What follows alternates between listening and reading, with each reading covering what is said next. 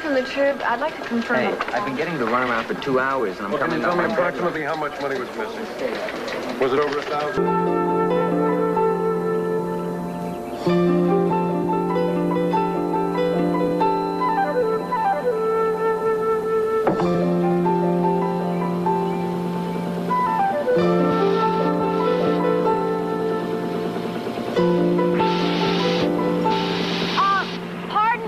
Yes, ma'am? Oh, what are you doing? I know it's early, and I know we're making noise, but the whole job's going to be done in one day this way. No, I'm not complaining. I just want to know what you're doing. I'm marking the trees that are going to come down. Why? You're going to have yourself a nice wide street. What? Have a nice day, hon. I don't want a nice wide street. I want trees. Couldn't you just spit? Pardon my French. Is this true? Are they going to be chopping down these trees? Isn't it nice how they didn't bother us with making that decision? How they just went ahead? Well, I don't know about you, but... Mildred. Billy. Well, I don't know about you, Mildred, but I'm calling Councilman Garbers as soon as I get to the office. Don't waste your time, honey. We protested to the city council and he voted against us. Well, what about all this pro-environment stuff he was promising before the election? Are you kidding? Don't you read the papers? I try to, but my work gets in the way. Well, I'm thinking of getting up some petitions. Would you sign one? You betcha. I'd sign it, distribute him, and paper Garber's office with him. What do you say we go after that turkey? It would be a pleasure. I don't understand, Mary Alice. You haven't put in for any hotel expenses. No. The Olive people put me up. The Olive people? Yes. Oh, the farmers. I had this picture of little pimento eyes. Mary Alice, you in your role as food editor, you went to Italy for nearly 2 weeks at the expense of the Olive Advisory Board, is that correct? Yes. Don't you feel compromised? Taking favors from the people that you're writing about? Supposing that blues people did that city side. Oh, come on, Charlie. Our areas are totally different. We don't play by the same rules. Meaning you take freebies and they don't. It sounds to me like you're questioning my ethical judgment. Of course we are. No more junkets, Mary Alice. No more freebies. I don't think you understand how small my operating budget is. I want the food section above reproach. No more pork loin weekends. No more cottage cheese under the table. Are we agreed? I'll try. Succeed. Yes, ma'am. Since we had trouble when her recipe for fruitcake recommended chopped olives as an economic alternative to candied fruit. What did you want to talk to me about? My people haven't taken a bribe for weeks. He's kidding. We laugh, but this disturbing episode with Mary Alice is just one of many on this newspaper. I think it's time we took stock of ourselves. I'm clean. How about you, Charlie? What kind of thing are you talking about? A code of ethics? No. I want us to appoint an in-house critic. Someone to scrutinize the Tribune. Point out our weak spots. Show us our conflicts of interest. Listen to complaints from our readers. Like a troubleshooter. It's not a bad idea. Remember Alf Rogers? Sweet old guy who wore suspenders with horses on him? He's up in Seattle now. They gave him an assignment like that, media critic. He started to call them as he saw them, and pretty soon he didn't have a friend on the paper. I'd hate for that to happen, Mr. Grant. Maybe we can find somebody who doesn't have any friends. Me? She picked me? As far as I'm concerned, you were the only choice. I don't know, Lou. I hate to be critical. On the other hand, there is a lot of dead wood on this paper. I suppose that may be true of most places. Hold it. She didn't give you an axe and a black hood. You're just going to be a watchdog, someone to look closely at the Trib. Yeah, I do that anyway. Lou, every day I read it all. Write memos to the editors involved when you think there's something wrong. Yeah, like if a story has a wrong angle. Mm-hmm. Constructive criticism. I've been doing it all along. Now, maybe someone will listen. Lou, Thanks. You won't be sorry.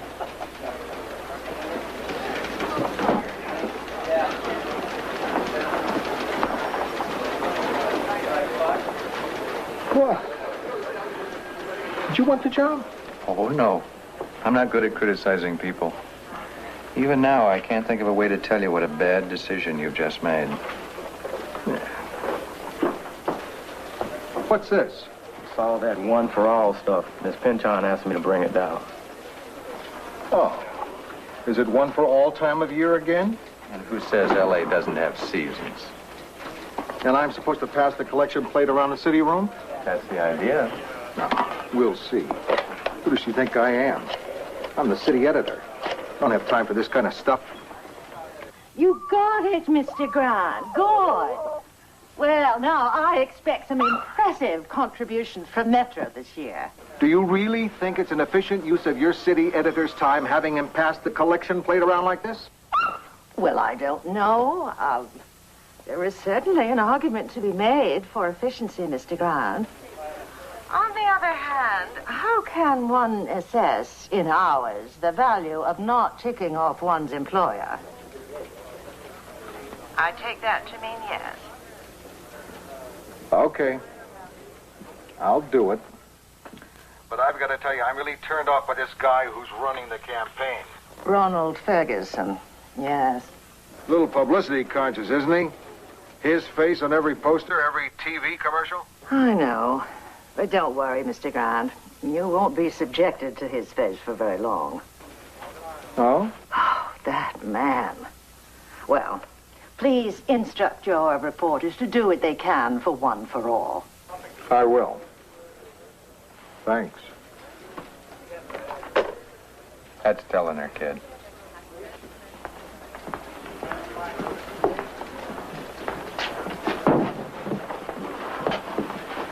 Billy. Yeah, Lou, I'll give, but no moral pressure, okay? I have a very low compassion threshold.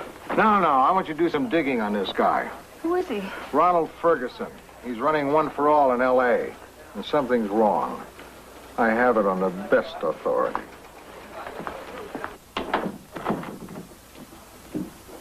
Mr. Ferguson will be right out. Thanks. This is quite an office. Have you worked here long? 2 years, but this is my last week. I have to go back to school. You're volunteering during semester break? Yes, but I'm not doing this out of the goodness of my heart. I'm planning to make fundraising my career. You're majoring in fundraising? No, business administration. But my real education has been working for Mr. Ferguson. He knows every angle of the business. I keep forgetting it's a business. You wouldn't if you were around here very long. You want to talk about it? This is fine, Donna. Billy Newman? Ronald Ferguson? Ron. Let me take you on a tour. It's a record room. I had visions of kind of a storefront operation. I don't know. Well, Billy, the world has changed. You have to spend money to make money. Do you know, Billy, there are 35 good-sized companies right in this building, and another 500 or so within a block. Now, I'm in competition with other charities for their dollars. I keep myself near them to serve as a kind of reminder. It's the only way to get the big money that we need. It's a dirty job, but somebody has to do it, right? Where'd you find that new coach, Frank? Glendale Parks and Recreation? Glendale College, Lou. This guy's got plenty of experience. That isn't what I heard. I heard that you hired him because he promised to let you sit on the bench. Are you crazy? Anybody can sit on the bench. This guy's going to let me suit up. I don't know, pal. You run your basketball team like you used to run that bunch of girl roller skaters. Times changed. That was 30 years ago. Are you telling me? I could use a couple of the old Kalamazoo kittens on the team. Talk about somebody who could hit the boards. You remember Reba, the enforcer? Only her roving eye. Yeah, she was always on the prowl. No, I meant her roving eye. Boy, she was spooky. Yeah, but she could bring in the fans. Now, those were the days when a sports franchise could make you money. Don't start poor-mouthing. You get me believing those rumors that you're thinking of moving the Stars to San Jose. How do those screwy stories get started? Are they true? If there were a story in it, wouldn't I tell you you're my best pal? And I know equivocation when I hear it. Lou, Forget the rumors about me moving. That's all they are, rumors. L.A. is home for the stars. Okay. It's just that it's an awfully big story if it's true. You'll be the first to know. Hey, Lou. Lou.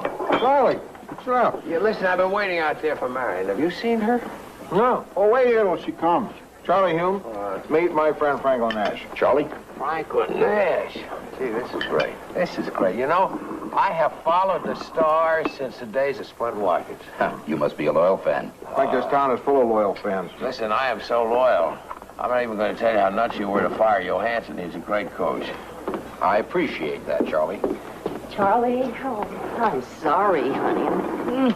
I got tied up at the office. I love saying that.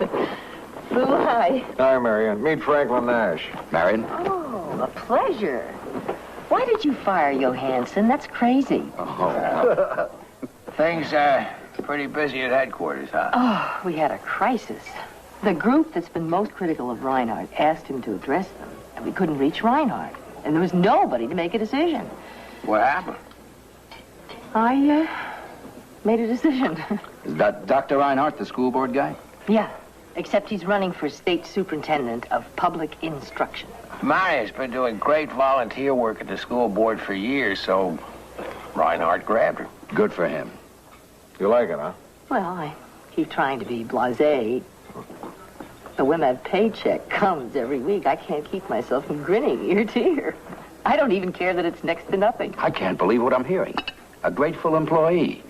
Marion, if you can slam dunk, I think we should talk.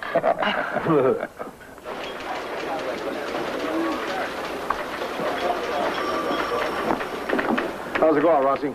Oh, Lou, it's incredible. The reporter's sitting on a gold mine here. In this room alone, there are so many stories, it's like Naked City. You want to try controlling the Glee? Conflict of interest, self-serving reporting, and enough homegrown stupidity to populate the Gong Show for a year. Good, Rossi, good. Lou? Yeah? I'm starting a memo for you, too. Oh, I'm looking forward to it. I'd rather not say what it is. I can write better than I talk.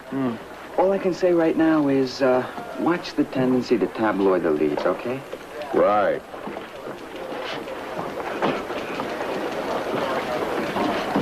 Hey, Rossi. Yeah?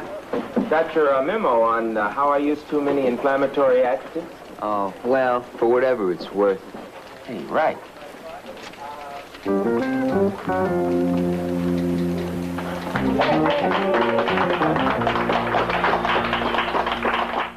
Lou Grant will continue in a moment here on A&E. The important thing is to have a lot of different kinds of people at the rally, a real cross-section. That'll look good on the tube. What if we all wore T-shirts with trees on them or something? Well, I don't think so, Mildred. See, the trick is to not look too slick or too organized. That puts people off. We'll just let people wear whatever they want to wear, and no professionally made signs. Well, we've got a problem, Billy. I don't think Councilman Garbers is going to show at the rally. He's gotten word that we're out to get him. Now, listen, I've covered Garbers a lot. Let me call him. Great. We'll really nail him if he shows. But I don't think it's going to be easy to get him. We'll find a way. Excuse me. Billy Newman.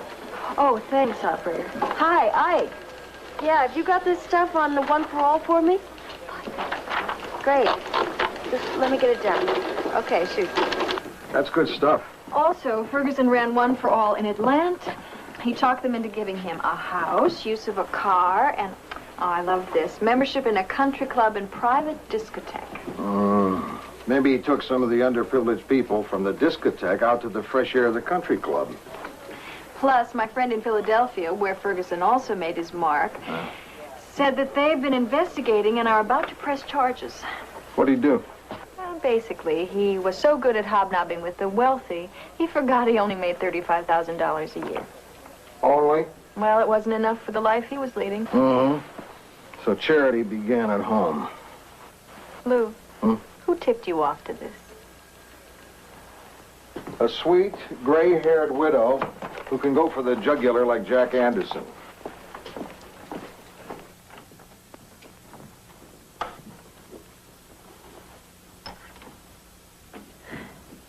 I kind of had the feeling last time I was here that you hadn't told me everything you wanted to. Well, it was a little difficult with Mr. Ferguson right there. There are all these doors he's not allowed keys to, like where the small cash collections are kept. No kidding. Listen, they don't let him near any money. Well, isn't that kind of standard? This man can't even get into the box we keep stamps in. He needs an okay from 2 other people on everything. No credit cards, no check signing. This ever since he got here? Well, not for the first couple of months. He kids about it. Says he's always losing keys. Do you think he's a crook? I couldn't say that for sure. I will say that nobody can get blood out of the corporate turnips like Ferguson. I just make sure I take my purse with me whenever I leave my desk. He's your pal, Lou. What's the story with Franklin Nash? What about him? Is he going to move the stars to San Jose? That is what I guess. Because the story I've heard is that not only are they going to build him an arena up there, but some businessmen are going to cut him in on some commercial development in the area. Sounds like quite a story. It would be if it were true. An awful lot of talk. And the more talk like that, the better his bargaining position down here. Finally found a use for Rossi's memos. Is this your idea, Lou? Well, setting up the watchdog position, that came straight from the tower. No, Lou. Was choosing Rossi your idea? Oh, well, yeah. Listen, he's got the best intentions. He's second-guessing. Our leads are too long. My leads are too short. Too many boring stats. Too much unnecessary color.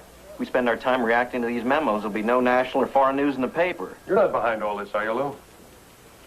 You guys really sound bothered. Well, aren't you, Ben? Nope. I haven't heard from Rossi. I guess he likes my work. Or he doesn't know what you do. What do you do, Ben? Come on, John. Sorry I'm late, guys. One more time, Charlie. We tell Rossi. Throw me to the watchdog, you wouldn't. Okay, Lou, what do you got? Billy has worked up something very nice on the One for All campaign. Not only is the chief fundraiser about to be indicted in Philadelphia, but the local board here knows it. They're definitely dumping him after the current campaign. One for All. Shouldn't we check this with Mrs. Pinchon first? It is her charity, but I'd rather not put her in the awkward position of having to decide whether or not to run this. Be a lot easier for her if she's able to say, I didn't know anything about it. Well, then we'll lead with it. Page 1. Tell Billy, nice work. Mr. Rossi. Oh, Mrs. Pinchon, hi. Good work, truly. Oh, thanks. Very much. You want to sit here? Well, I usually make a point of avoiding people who eat sugar puffs for dinner. But I'd like to, yes. Oh. Can you scoot down? Sure. Do you bowl? Well, I used to, but my nights are really kind of tied up. Oh, Mr. Rossi, I only asked for the sake of an analogy. Oh. I feel that, as media critic, I have made you #1 pin. You're right out there in front, and as a result, extremely vulnerable. How rough are things for you downstairs? Oh, it's okay. How are the editors taking your criticisms? Fairly well. Oh, Mr. Rossi. Well, some of them don't read the memos, and the rest don't take them too seriously. Oh, I see. Mrs. Pinchon, I've been thinking, I love this job, but maybe if you gave it to a guy who has more seniority on the paper, someone with more clout. What if I gave you clout? What? Now, I feel we've only taken half measures here. Let's go public with your memos. Let's publish your criticisms in the paper. I'd like to demonstrate to our readers we're not afraid to take a good, hard look at ourselves. Yeah? Mr. Rossi, if I could assure you a column opposite the editorial page, how soon could you have one ready? Are you kidding? In an hour. I've got material for 50 columns. We've got an editor whose wife's on the paid staff of a political campaign. Another editor who's in the back pocket of a local team owner. A reporter who's using political muscle on a city councilman. And a guy who's so close to a senator he can probably read her mind. Really? Yeah. Well, write it up. I'll see to it. It's in the home edition tomorrow. Here you go, Mrs. Pinchon. Thank you, Leon. Maybe now they'll see we mean business. Oh, my Lord. What is this? One for all, chief living high while needy wait. Now, there's a good example. That's a corny headline. That's unforgivable. You're quite right. Tell Mr. Grant to see me in my office immediately.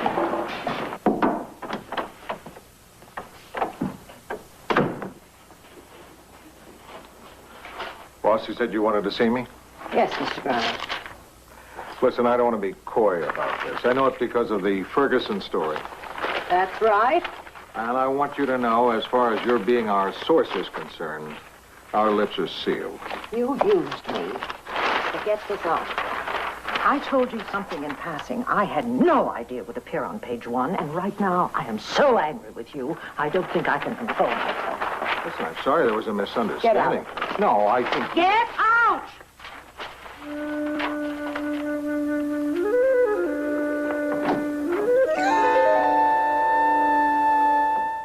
Lee Grant will continue in a moment here on A&E. Morning. Morning, Nick. Listen, I got permission to take those carpet pieces home. I didn't do anything wrong. What are you talking about? Those scraps from the new offices. I make little scratching posts for cats. It's not really a business. I just do it for some friends. I hardly break even on it. Nick, why are you telling me this? Well, I've been reading what you did to Mr. Hume and Donovan and Billy and all. I figured I was next. I just want to let you know about the carpets. I'm clean. Oh, thanks, Nick. You own a cat? No. Well, they make kind of colorful doorstops. Cats? The posts. I could get you one. Thanks, Nick. No. I'd let you pay for it.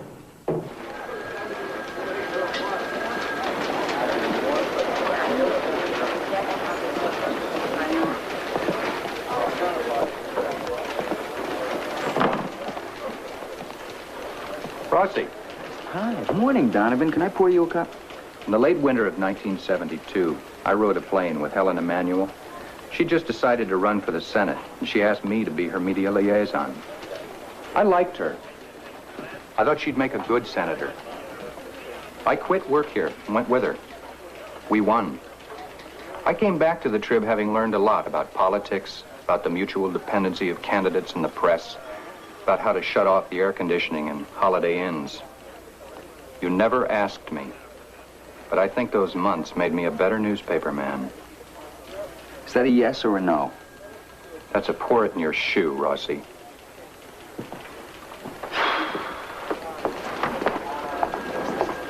Want in on the pool? Still got some spots open. What is this? Well, there are 3 factors. Time of the injury to Rossi, which limb is involved, and which Trib employee delivers the first punch. What about multiple fractures? Severest injury takes precedence. Sounds good. I'll take Lou, 2 o'clock. No, Lou's booked solid. I can give you Charlie. Oh, I don't know. Listen, the smart money's on Billy, and there are plenty of good openings. You're here. Hi, Mrs. Pinchon. I figured you'd be getting fitted for a suit of armor. Now you tell me.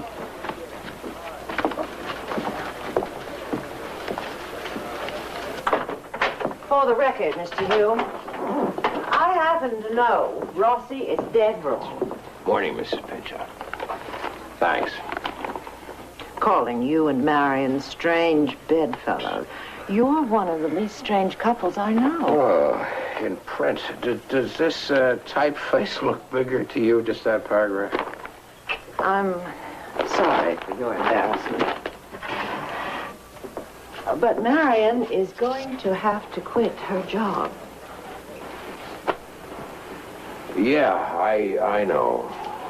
Besides, I'm really delighted with Mr. Rossi's work. Oh, I'd like to see the opposition try it. Let's offer them Rossi. Don't blame him, Mr. Hume. It was my idea. Right. Right. Doesn't all that diplomacy wear you down after a while? What do you mean? We've known each other for 12 years. Right now, you're probably as angry at me as you are at Rossi. You always know when to speak out, when to bite your tongue. It's a valuable gift, Mr. Hume. I appreciate it. I think it was dumb giving Rossi a free hand like that. Surprise.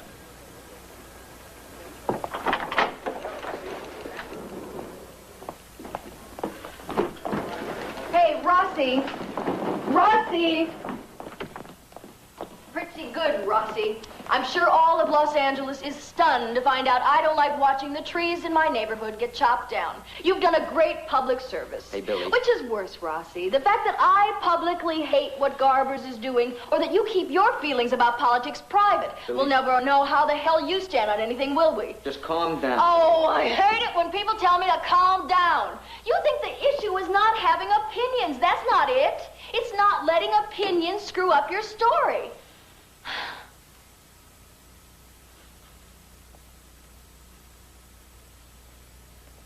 I know what you're thinking. You're thinking that the men's room is not the place for this conversation. Well, I'm sorry to have inconvenienced you, Rossi, or anyone, but I just felt that you should know how I felt about this issue. Is she gone? Come in. Feeling better, Mrs. Pinchon? Mr. Grant.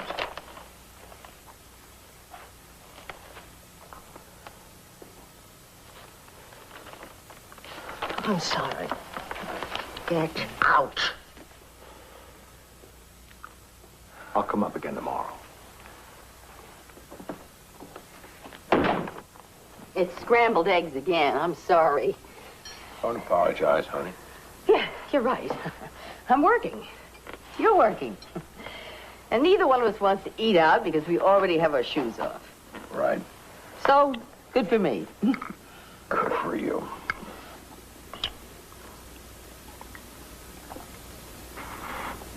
If I got one of those slow cooking things, you know, I could put a pot roast in it in the morning and some carrots and potatoes, and you could have a decent meal for a change. It's a decent meal. It's just that... Eggs are great. Oh, boy, this is a killer, Marion. Did you see today's Trib? No, I was in Ojai all day. Oh, what a day. Rossi did a piece on conflict of interest within the paper. His lead item was the managing editor and his wife, who works for a politician, and the possible benefits to the candidate. I feel terrible, Marion. I know what the job means to you, and I have to give it up. Well, don't feel bad, Charlie. I have no intention of giving it up.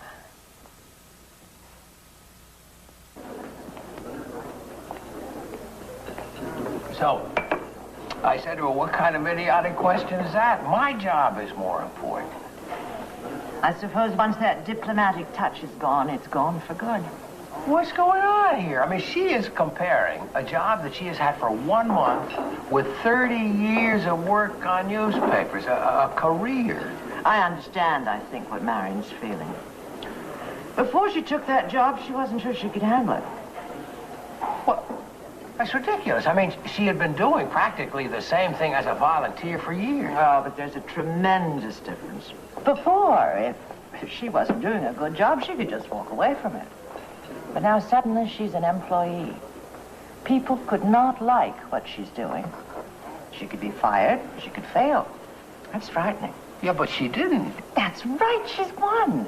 So she's feeling strong and capable and full of energy. And suddenly her husband tells her she has to give it all up. Yeah, no wonder she came after me. Thanks, Miss Pinchon. You're very understanding. You're welcome. I only hope that Marion is understanding about my position. I cannot have a managing editor of this newspaper whose wife is an employee of a political candidate. Oh. This issue is not negotiable. Which am I? Mr. Hume, the rock or the hard place?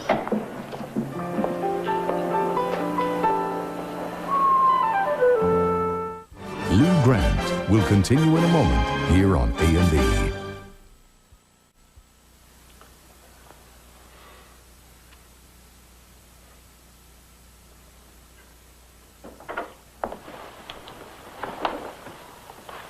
Think 3 is a charm? Mr. Grant, come in. Please.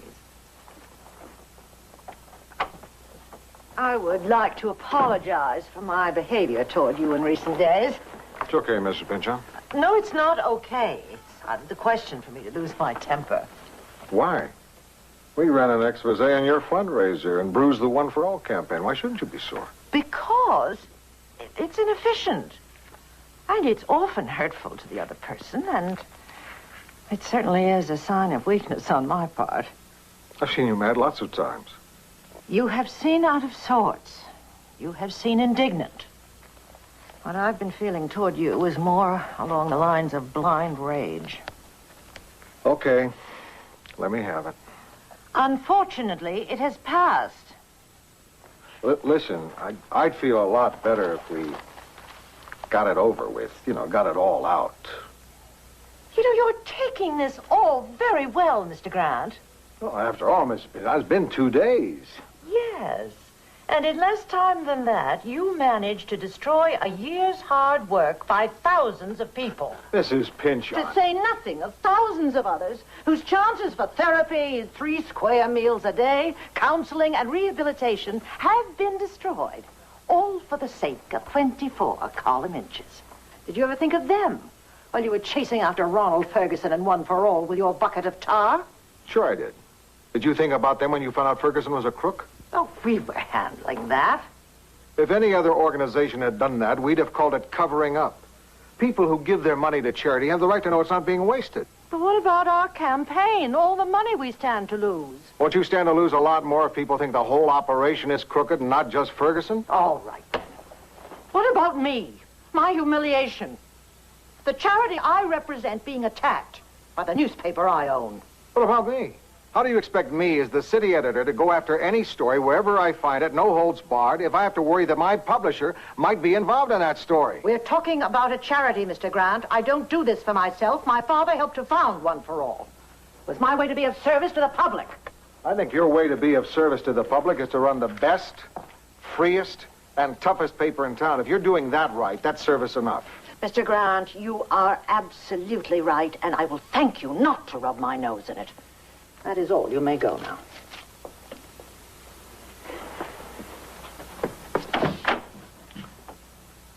But you said your anger had passed. It was a lot better a couple of days ago. This wasn't bad.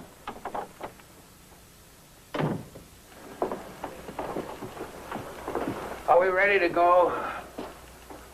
Where's Lou? He's on the phone. Well, will you go out and drag him in here? I want to get started.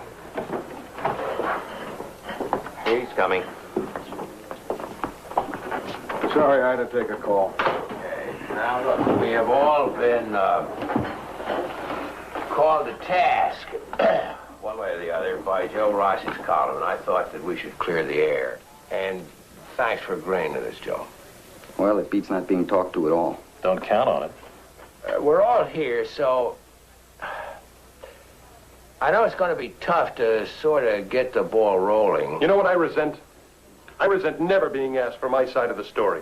Well, Adam, to tell you the truth, sometimes a record speaks for itself. You're the financial editor, and you've got a list of stock holdings as long as your arm. First of all, I have the right to invest my money any way I want. But to use your position at the paper. And second, if you'd done any checking, you'd see that I own 1 share of stock in all those companies. It's a good way of keeping in touch with what they're doing. It gives me access to meetings and records I wouldn't otherwise have. I do it for my work. You wrote about Adam like he was using the trip to play the market. That stinks, Rossi. Look, I'm not saying he did anything wrong. I'm just telling you what it looks like. In this business, even the appearance of something wrong is enough to destroy credibility, and credibility is all we've got going for us. Sure. And with your column, you've done a job on everyone's credibility. Make it look like a normal life is suspicious. I've got kids. I belong to the PTA. According to your standards, I'm probably too involved to be handling busing stories. I think so, yes. So once we actually start caring about a story, we got to disqualify ourselves. That makes no sense. Sure it does. Sure it does. Look, I don't belong to any organizations, any political parties. I've got a driver's license and a library card, and that's it. When Lou assigns me to a story, he knows I don't owe anyone anything. That's because the only thing you got going in your life is your clip file and your portable typewriter. Rossi, there's another kind of reporter. The guy that gets a story because he lives in this world. He's raising a family. He's part of the community he's covering. You may not think so, but there are some stories where he'd have the edge on you. And whoever he is, he's got to be easier to work with than you are. Lou, you haven't said a word. I agree that he's carrying it too far. Plus, I'm steamed that he didn't ask me about my friendship with Franklin Nash before he told our readers about it. But I'm the last one who should pop off. Because in my case, Rossi was right. How's that? I was steering us away from a good story. Nash was just playing with our city council to get a better deal from San Jose. Lou, that's a good story. I thought so, too. So I asked him, and he assured me as a friend that it wasn't true. I just got a call from San Jose. The deal's been made. Are you going to say I told you so? Well, not in those words. Lou Grant will continue in a moment here on A&E. 8,000. Want some company? Yeah. How you doing? Oh, they're cutting down our trees today. I'm dreading going home to it. I heard. Sorry. Also the Garbers thing. Rossi really did a number on me. He turned what I did into something so sinister, and now I'm all defensive. I know. You go along doing what you think is right, and then suddenly somebody points a finger at you and says, shame on you. Instant guilt. Exactly.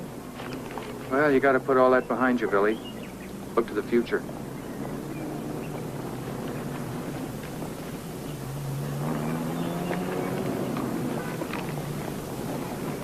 Oh. Oh. Little pine trees. Art. They're Douglas fir, I think. Uh-oh. Not a word of this to Rossi, okay? Oh, come on. I don't want to read a headline in the Trib that says, reporter compromised by gift of furs. I don't think we have to worry about that. I'm not going to get anything out of this. Unless you want half a cheese sandwich. I won't tell Rossi. Come on, Lou, don't take this so hard. There's no way I could have leveled with you. If word had gotten out, we would have blown the deal. You lied to me to take my newspaper out of the play. Well, what else could I do? I figured as a friend you'd understand. Well, you figured exactly right. I remembered I was your friend and forgot I was a newsman. You remembered I was a newsman and forgot I was your friend. Listen, send one of your boys around and I'll give him an interview. One-on-one. I'll give him some great quotes. No more favorites, Frank. Okay?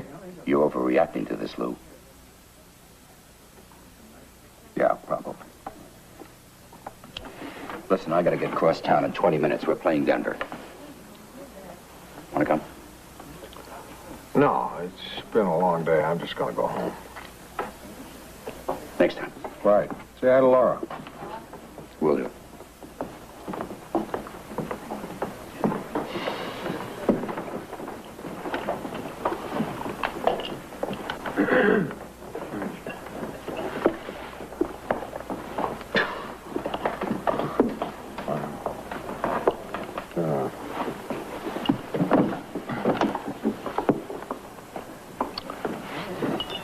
You know what happens to newspaper guys who live for their work? What? They end up with 2 furnished rooms in Long Beach, eating macaroni dinners, wearing white shirts and suit pants that are baggy in the seat. Don't end up like that, Rossi. Okay, Lou. You two have a nice talk? I suppose. You tell him you're going to put somebody on the basketball story? I told him he'd been using me to kill a story. He said he had no choice.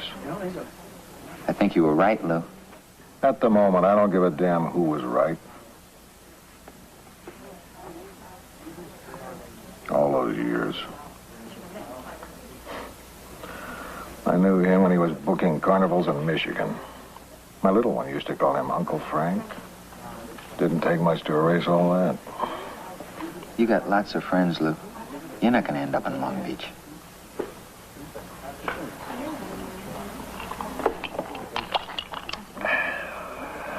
You better write one hell of a story about him moving the team. Me? Really? Yeah. Congratulations.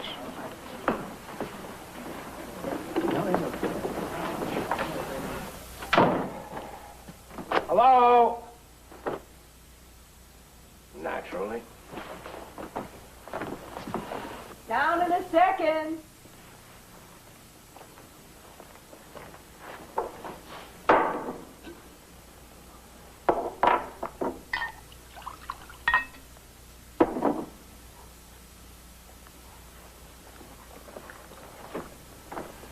Hi. I didn't think you were home. Well, I am. How was your day? My day was less than perfect. Mrs. Pinchon as much as told me to kiss my job goodbye if you kept working for Reinhardt. She says, by the way, she totally understands how you feel. I'm sure the world is on your side over this. I'm clearly the villain here. Well, you win. I'd be happy to turn over the house payments to you. And how was your day?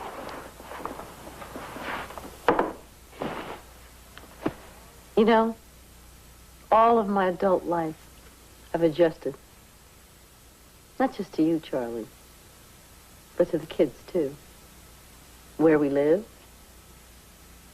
what I do, even a little bit what I look like, and who my friends are. I didn't know I had a choice. Well, I do. I don't owe it to you to give up my job.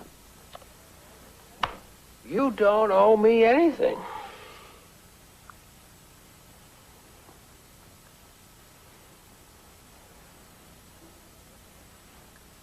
But I will give up my job. Because I love you. Oh, boy.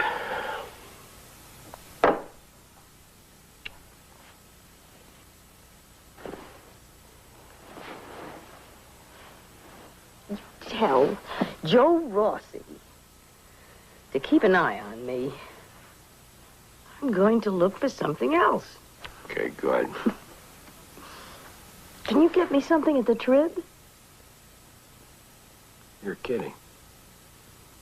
Maybe, assistant managing editor. You're kidding.